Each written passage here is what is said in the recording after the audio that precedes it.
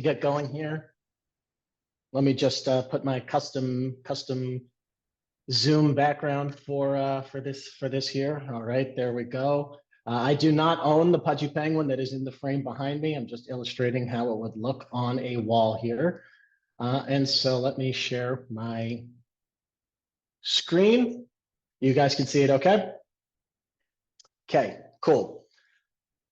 So hey there, friends. Thanks for coming out to listen to me talk about penguins. This one will be pretty short and loose, about 10 minutes long. One reason why I wanted to do this lunch and learn is that some of the crypto stuff that we talk about here at Eco is kind of serious, you know? We're trying to build better money, provide equitable access to money to anyone around the world, some sincere, noble stuff. But there's a whole lot of other stuff out there that is using crypto to do new, novel things that are not as serious, that are fun. And penguins are pure fun. So if you like this one, go check out the Lunch and Learn from last year that I did on art and NFT art communities, which goes deeper into some of the things that I am going to touch on here. Leave questions in the chat if you have them.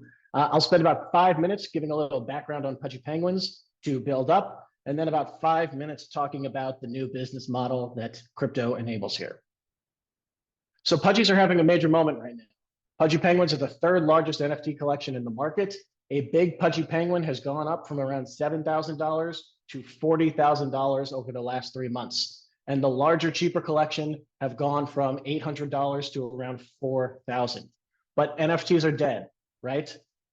Seriously though, everyone reacts the same way. Why would you pay so much for a JPEG? Everyone sees the sticker price and freaks out. And yes, being a flex or a status symbol is part of it, but maybe we shouldn't outright dismiss these things right away. You know, maybe there's more happening under the surface here. Okay, so Pudgy Penguins released in July 2021 with 8,888 penguin-themed NFTs, chubby penguins. They quickly got attention, including a New York Times article mention a couple of weeks after their launch that was talking about NFTs in general. It was the hype of the NFT frenzy, fundamentals meant nothing, pure speculation, and the penguins were booming. There was some drama, however. In early 2022, the creator of Pudgy Penguins, Cole Therium, was basically a college kid who didn't know anything about anything, though give him credit because the penguins are hella cute. And so as the price of Pudgy Penguins rose, the community started to get mad that nothing was happening and nothing cool was being built. The community actually started revolting. You can see in the top right here, under Cole, the penguins released 7,000 identical fishing rod NFTs with no explanation or purpose, and accidentally officially released them as Pudgy Roges, R-O-G, which has since become a meme. In comes Luca next, though. Luca is 25 to 26, but with a pretty interesting history. He grew up essentially homeless and moved around a lot. He was associated with Ring, the doorbell company, when they got acquired by Amazon. I believe he was just in a small role at Ring, nothing too big, but he was there when they rapidly grew and got acquired by Amazon. And then he was involved with a company called Gel Blasters in a chief marketing role that shot something like gel, airsoft, or paintball gun kind of things, and seems to have been successful there. Because in April 2022, Luca bought Pudgy Penguins for $2.5 million. Meaning that he bought the rights to the name Pudgy Penguins and the company that held those rights. Now here is where things start to get really interesting for Pudgy Penguins. Since Luca took over, the ship has completely turned around. Luca has a clear vision for the Pudgy brand. He acquired Pudgies because they were cute. He believed that the IP would be valuable. But what does that mean? So since Luca took over, there's been good buzz around the Penguins, but in September 2023, things jumped to another level. It was announced that Pudgy toys, plush Pudgy Penguin toys that cost between $4 and $12, were going to launch in over 2,000 Walmart stores across the United States. This is not easy to do. You can't just get your toy in Walmart. Everybody wants their toy in Walmart. Luca was likely able to secure this via a combo of connections from Gel Blasters and potentially the fact that the Penguins are a fairly rabid Twitter community. Beyond getting into Walmart to begin with, Pudgies are part of the Walmart Pallet Program, which is even more exclusive. The Pallet Program means that you have a dedicated display purely for your toys right in the middle of Walmart. It's extremely high value real estate, and Pudgies are part of this pallet program. You should be able to go into your local store, your local Walmart right now, and buy some Pudgy toys. And the toys, by the way, all come with a special code that when you scan it, you get a free customizable, non-sellable penguin NFT that you can use on the upcoming social space Pudgy World, but I'm not going to talk about that. Instead, what I really want to do is to take a couple minutes to talk about Web3 crypto IP rights. In Pudgy Penguins, and in a number of other NFT collections as well, you own the rights to your penguin, which means that if you want to make a business around your penguin, you have the right to do that if you have the NFT. So if you think about Disney, for example, you consume Disney entertainment. You watch their movies and shows. And when you buy Disney toys, for example, Disney profits. They make money off your consumption. That's how it works. Penguins are different because you, the NFT owner, own the IP rights to your penguin. The Pudgy Penguins company, the Igloo company, can't put your toy in Walmart without your permission. They can't make Pudgy toys or a TV show or movie or a lunchbox or whatever unless the holders of the NFT give them the right to do so. And so the Walmart integration is limited in how many toys there are, but for every Pudgy toy that you see in Walmart, there is a revenue sharing agreement between the holder of the NFT and the Igloo company, so that when you buy a Pudgy toy, an NFT holder gets a share of that revenue. Now, there's a lot of unanswered questions here. What if you sell the NFT? What if it's stolen? What if you're anonymous? All good questions, mostly not answered. The Pudgy toys in Walmart today are mostly from big community members that people know and have had to work with the team directly on the side to have those licensing agreements.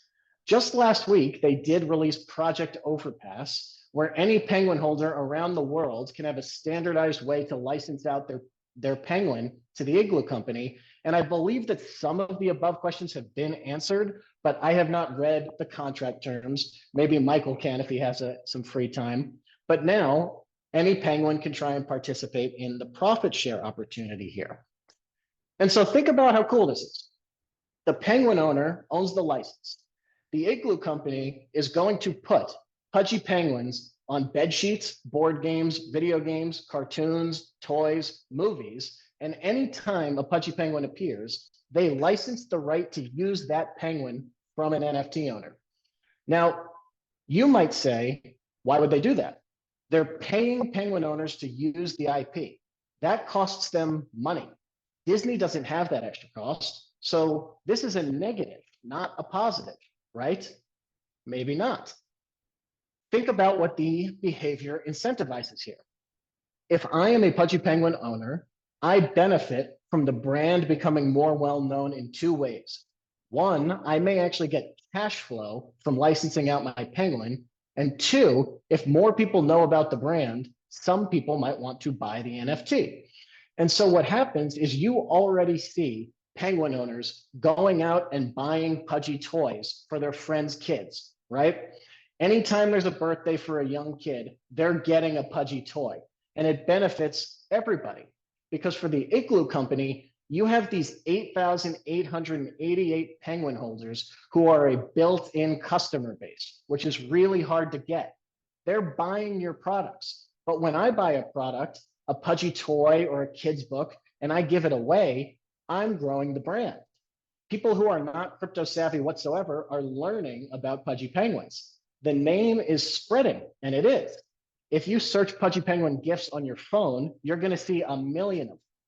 They have over 1 million followers on Instagram. So even though as a penguin holder, I am a customer of the toy, I benefit too, because I'm spreading the brand.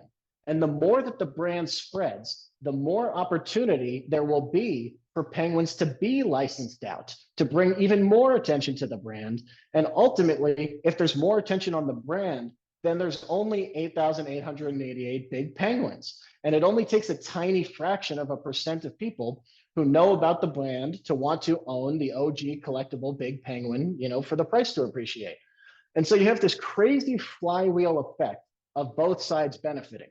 The customer profits, or the company profits, by having a rabid base of almost 9,000 loyal customers, but the holders benefit by receiving cash flow licensing from their penguins and by spreading the brand name outwards. So instead of a Disney-like effect where they just profit from your consumption, the fans here, the holders here can directly benefit from the expansion of the Pudgy Penguin brand. And they're cute. So there's a lot of companies that are trying to do things like this, but Pudgies are executing by far the best right now. And, I get it, like $40,000 for a penguin sounds pretty absurd.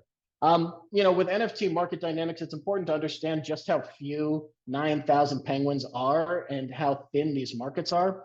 Usually only 1% to 2% of any NFT collection is even for sale at a given time, which means that usually the price you see on any NFT collection, this $40,000 floor, the rise up to this point, the fall of other collections, is determined just by a couple hundred buyers or sellers. So it's a weird market, but I will defend these NFTs and many ridiculously expensive ones like it, because many of them are actually trying something super cool here. And so next time you're prepared to roll your eyes at a JPEG that costs thousands or tens of thousands of dollars, maybe there's more to it than you're giving it credit for. Because I am here to tell you that penguins are making the world a better place. Thank you, guys. That is all that I have here for the penguins.